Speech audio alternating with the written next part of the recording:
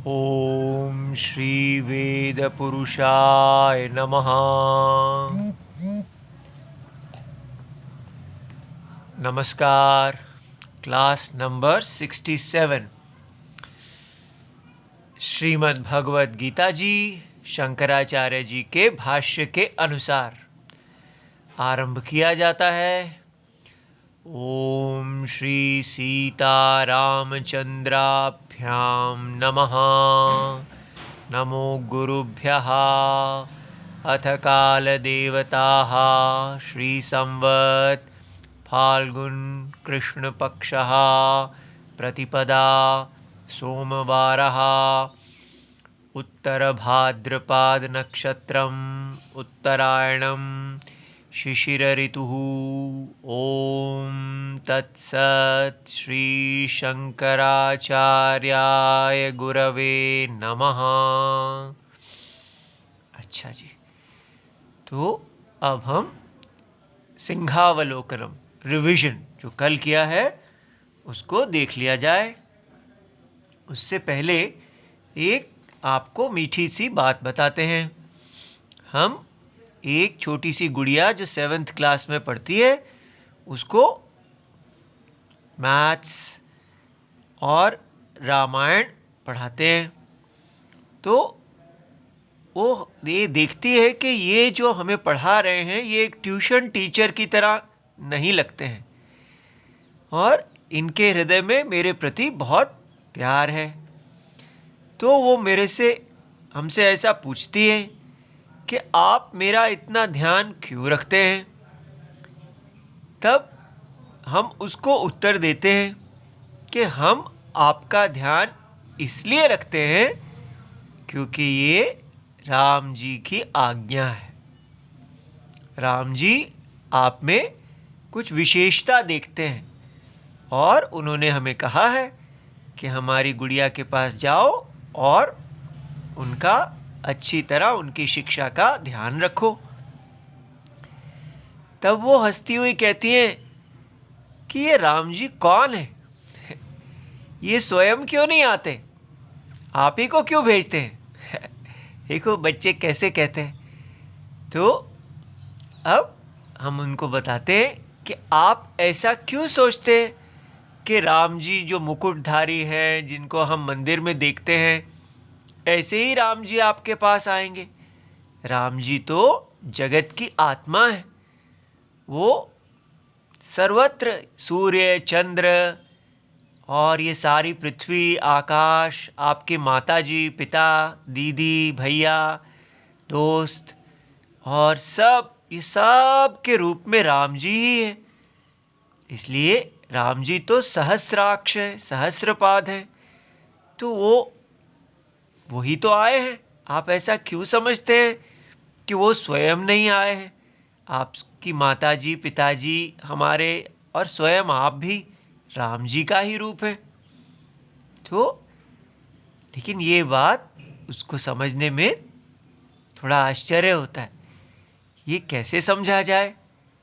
लेकिन धीरे धीरे हमें यही समझना है कि ये पूरा जगत परमात्मा राम जी की ही अभिव्यक्ति है। ठीक है। और इसलिए हमको ये नहीं समझना कि राम जी हमारे पास आएंगे। राम जी आए हुए हैं। राम जी ही अर्जुन हैं, राम जी ही कृष्ण हैं। ठीक है। हम और भगवान जीव और ईश्वर दोनों रूप से परमात्मा ही प्रतिष्ठित हैं अविद्या दृष्टि से। सो अज्ञान दृष्टि और वस्तु दृष्टि, ये दोनों दृष्टियों से सब कुछ सिद्ध हो जाता है। ठीक है। अच्छा जी, तो अब हम अपनी रिवीजन पे आते हैं। कल हमने ये जाना कि वेद मूल प्रमाण है और स्मृति वेद आश्रित प्रमाण है। ठीक है। इसलिए पहले जो हमने भगवत गीता में देखा उसी को फिर भगवान शंकराचार्य जी ने हमको वेद के प्रमाण पे आधार पर दिखाया। ठीक है। फिर हमने ये देखा कि हर वेद में 4 विभाग होते हैं। मंत्र जिसको संहिता कहते हैं, ब्राह्मण और आरण्यक और उपनिषद। और इसमें ब्राह्मण जो हैं वो ब्राह्मण, क्षत्रिय, वैश्य, शूद्र वाले ब्राह्मण नहीं होते हैं। ये इस सेक्शन का, इस विभाग का नाम ब्राह्मण है और इसमें मंत्र सेक्शन के ऊपर ही विस्तार होता है। और आरण्यक जो है उसमें जो हमारी उपासनाएं होती हैं, तो ये पहले 3 कर्म के ही प्रधान होते हैं। और उपनिषद ब्रह्म विद्या के लिए होता है, ठीक है, तो तत्व ज्ञान के लिए। तो और लेकिन ये उपनिषद मंत्र सेक्शन में भी मिल सकता है, ब्राह्मण सेक्शन, अन्य सेक्शंस में भी मिल सकते हैं, लेकिन सामान्यतः अंत में होते हैं। तो अब हमने देखा कि जो यजुर्वेद है उसके 2 वेद हैं, सब बाकी एक ही हैं, एक ही ऋग्वेद है, एक ही सामवेद हैं और एक ही अथर्ववेद हैं। लेकिन यजुर्वेद जो हैं वो शुक्लवेद, शुक्ल यजुर्वेद और कृष्ण यजुर्वेद, इस प्रकार 2 हैं। तो ये 2 कैसे हो गए?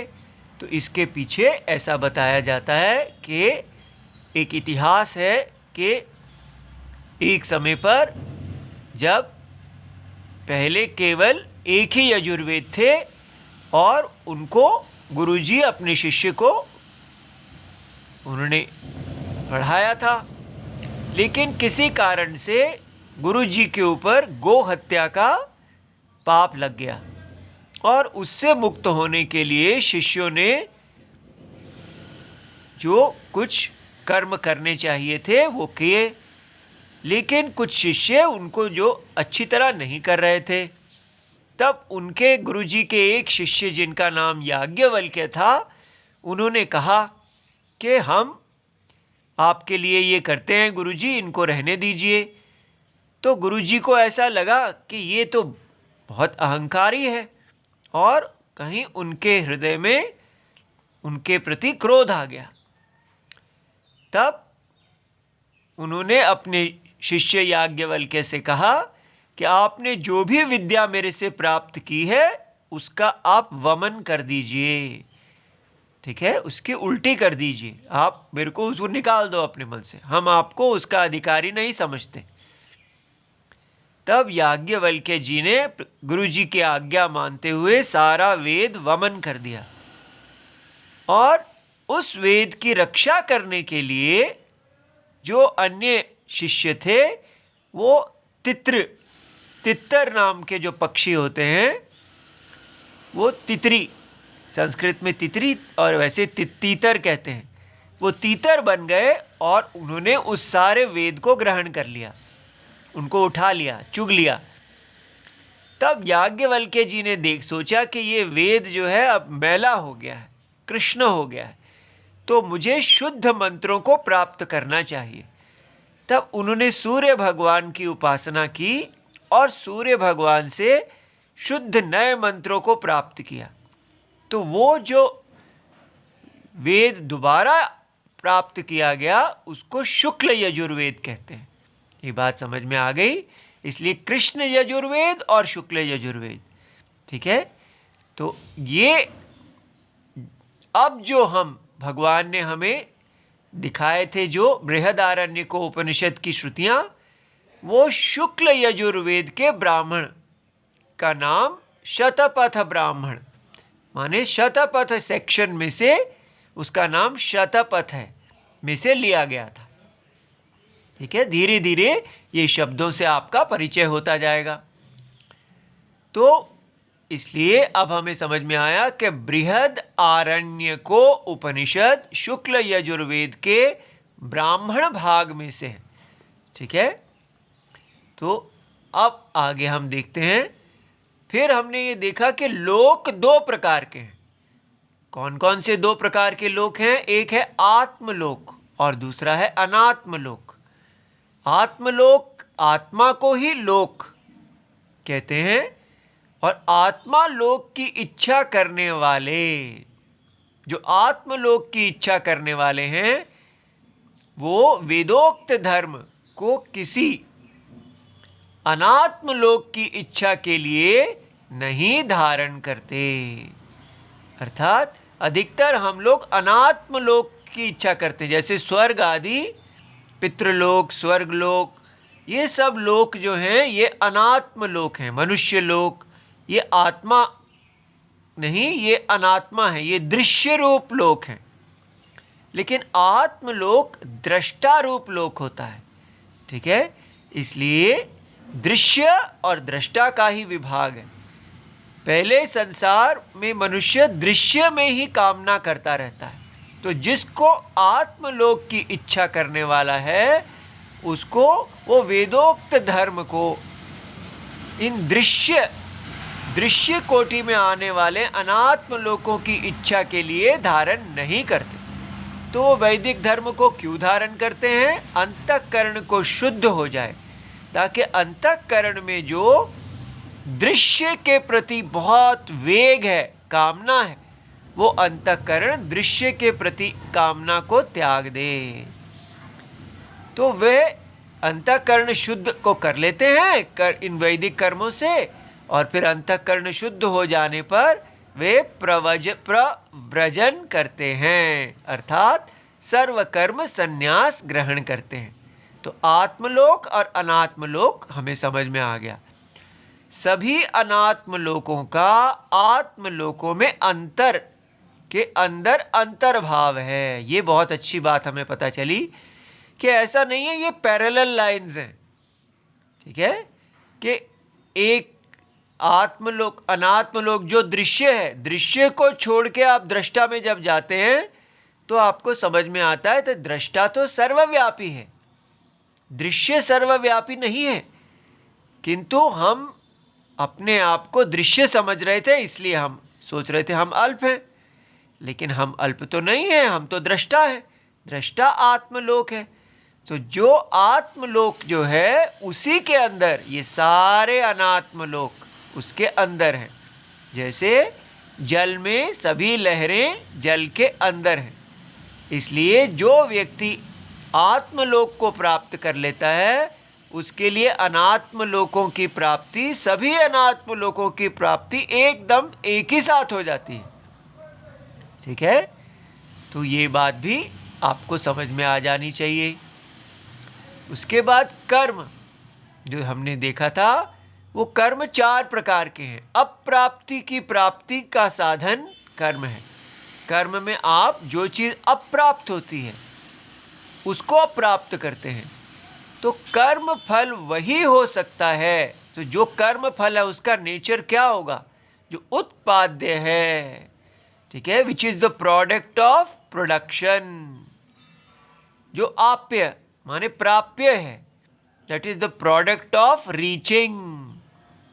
तो आप कहीं रीच करके उसको प्राप्त कर लेते हैं। विकार्य product of change, result of change. संस्कार्य रिजल्ट ऑफ प्योरिफिकेशन, शुद्ध।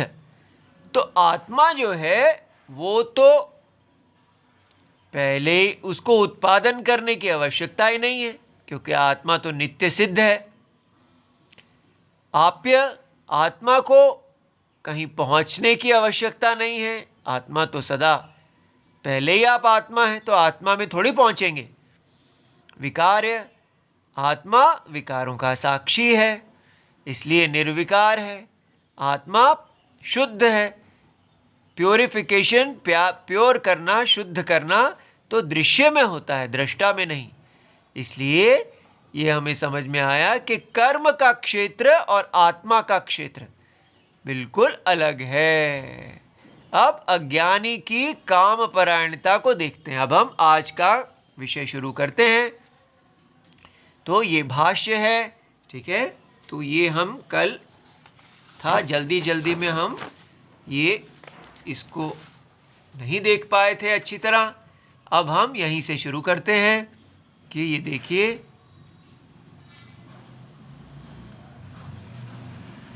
तो यहाँ है, ये देखिए, तो ये ऐसा,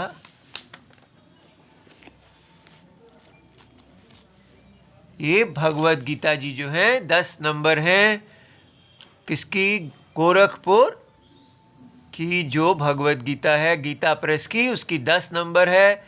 और इस समय हम द्वितीय अध्याय 2nd चैप्टर के 10th श्लोक के भाष्य को देख रहे हैं।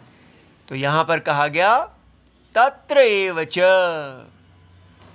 ठीक है, प्राग्दार परिग्रहात्।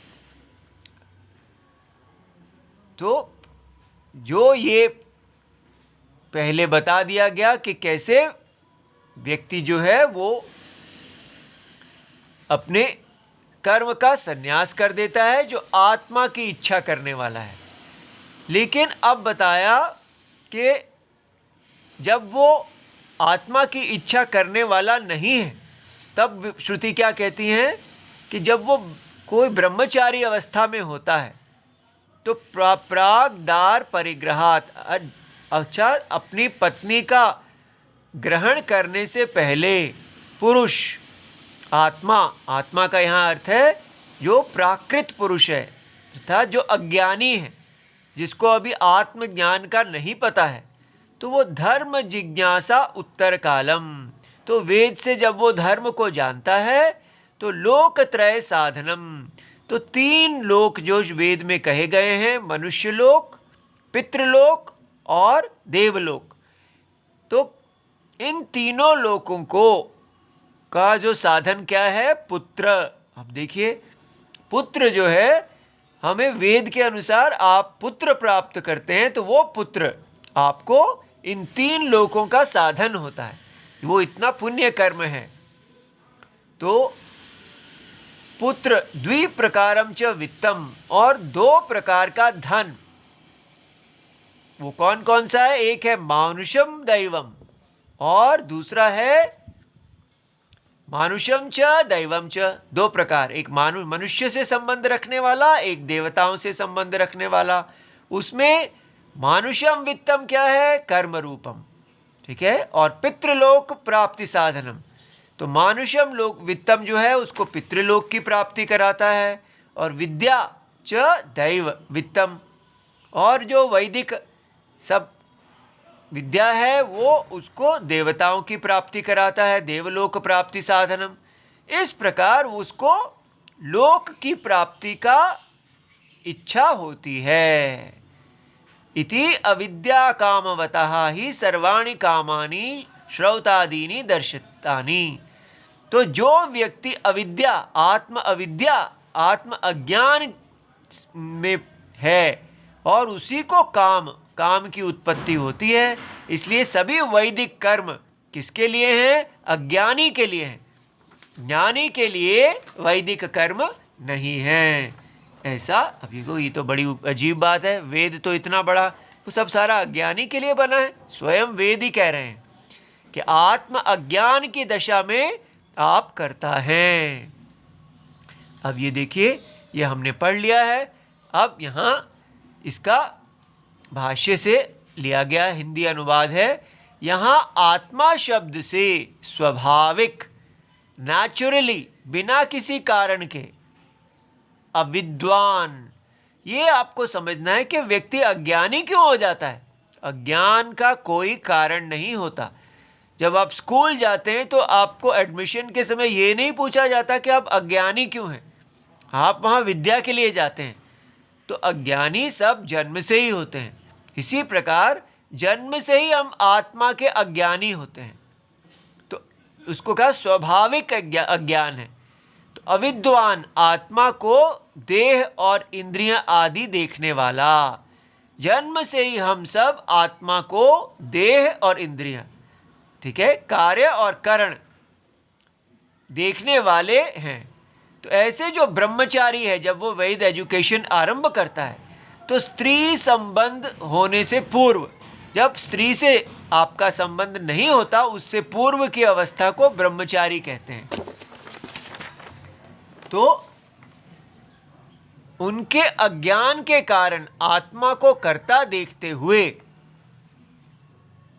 उसने, वो जो ब्रह्मचारी है, उसने अज्ञान के कारण आत्मा को कर्ता देखते हुए अविद्या जनित वासना से युक्त, तो उसकी जो पूर्व जन्म की वासनाएं हैं वो अविद्या से ही निकलती हैं, उससे वासना से युक्त होते हुए उसके अंदर इच्छा आती है। क्या इच्छा है? ये वेद बता रहे हैं। मेरे अर्थात मुझ कर्ता का कर्म अधिकार प्राप्ति के लिए मुझे स्त्री प्राप्त हो। अब ये देखिए, वेद में स्त्री अर्थात दार, पत्नी की प्राप्ति क्यों होनी चाहिए? क्योंकि स्त्री की प्राप्ति से ही एक पुरुष को वैदिक कर्मों में अधिकार प्राप्त होता है। जिसके पास, जो गृहस्थ नहीं है, जिसके पास पत्नी नहीं है, वो वैदिक कर्म नहीं कर सकता।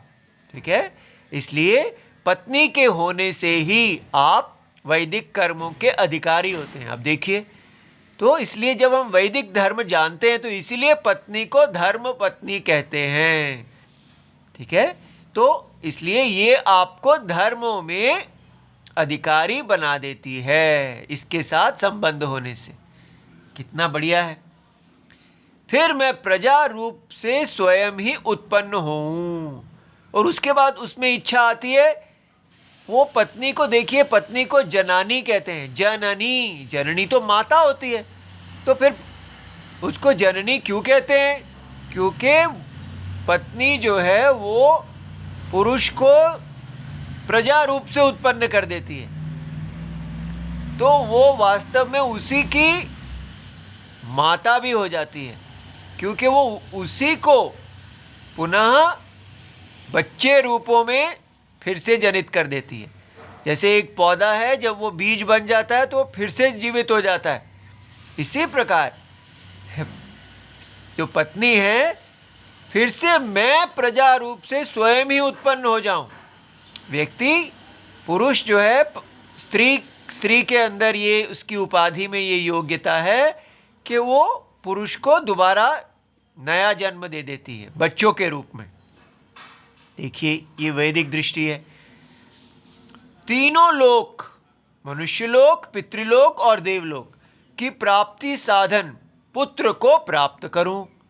ठीक है, मुझे मानुष वित्तम, मानुष वित्तम क्या है? गाय, गो आदि रूप धन हो, तो इसी से वो यज्ञ करेगा। ये यज्ञ करने के साधन है। तथा दैवम वित्तम, वैदिक मंत्र आदि विद्या को प्राप्त करूं। तो ये जब हैं तो वो इस प्रकार के, दो प्रकार के धन की इच्छा करता है। इन साधनों से संपन्न होकर मैं साध्य लोकों को प्राप्त करूं। तो ये सब जो लोक हैं, जो साध्य हैं, उनको प्राप्त करूं। अब देखिए, तो यहाँ ये कहा गया कि यही काम है। साधन और साध्य की इच्छा ही काम का विषय है। ये बहुत इंपॉर्टेंट है पॉइंट को समझना कि काम, काम क्या है? साध्य माने एंड और साधन माने मीन्स। तो what is desire? Desire is desire for means and ends. हमारे अंदर संसार में जितनी भी इच्छा है वो केवल दो प्रकार की इच्छा है। क्या इच्छा है? हम साधन की इच्छा करते हैं ताकि हम साध्य को प्राप्त कर सकें। ठीक है, इसलिए यहाँ ये कहा गया पुत्र, पहले पत्नी, पुत्र और दो प्रकार का वित्त, ये सब साधन हैं। किसके लिए? लोक प्राप्ति के लिए। तो वैदिक दृष्टि से हमारा जो सारा वेद जो हमें डिजायर देता है वो है कि आप लोक की प्राप्ति करें। तो लोक की प्राप्ति के लिए आपको साधन क्या चाहिए? आपको पत्नी चाहिए, आपको पुत्र चाहिए, और आपको दो प्रकार का धन चाहिए। मानुष्य अर्थात गाय इत्यादि और वैदिक मंत्र इत्यादि चाहिए। ये मिल जाने पर आप वो कर्म कर सकते हैं जो आपको लोक प्राप्ति देंगे। तो अगर हम ये बात तो कहते हैं कि इतना ही सब काम है, हम कहते हैं इतना ही कैसे है काम? इच्छाएं तो अरबों हैं, खरबों हैं। उनको कोई कैसे सीमित कर सकता है? जो इच्छाओं के विषय तो अनंत हैं।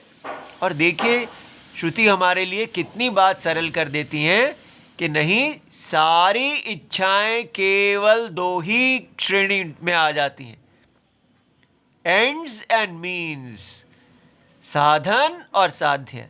साधन हुए मीन्स और साध्य हुए एंड्स।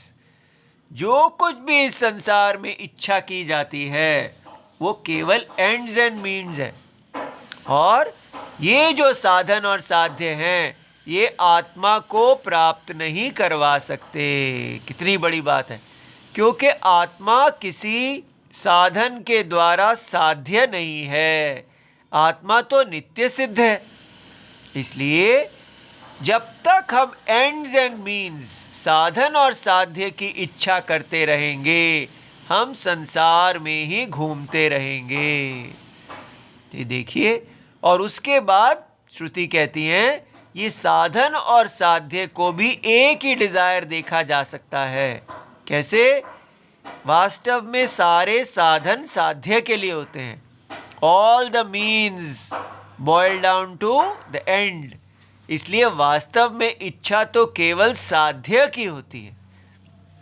तो संसार में साध्यों के पीछे ही हम पागल हैं। साध्य के लिए व्यक्ति साधन जुटाता है। तो ये बात हमको समझ में आ गई कि जब हम अपनी इच्छाओं को देखें तो वो इच्छाएं क्या हैं कि हम उन साध्यों के द्वारा, एंड्स के द्वारा अपने आप को पूर्ण करना चाहते हैं। जब ये मेरी जो डिज़ायर, इच्छा का विषय है, साध्य मुझे प्राप्त हो जाएगा तब मैं पूर्ण हो जाऊंगा। जब मुझे पत्नी मिल जाएगी पूर्ण हो जाऊंगा, पुत्र मिल जाएगा पूर्ण हो जाऊंगा। ये सब क्यों मेरे को पूर्णता देंगे? क्योंकि ये सब साधन हैं लोक प्राप्ति के। इसलिए वास्तव में इच्छा तो लोक प्राप्ति की भी नहीं है, वास्तव में इच्छा है पूर्णता की।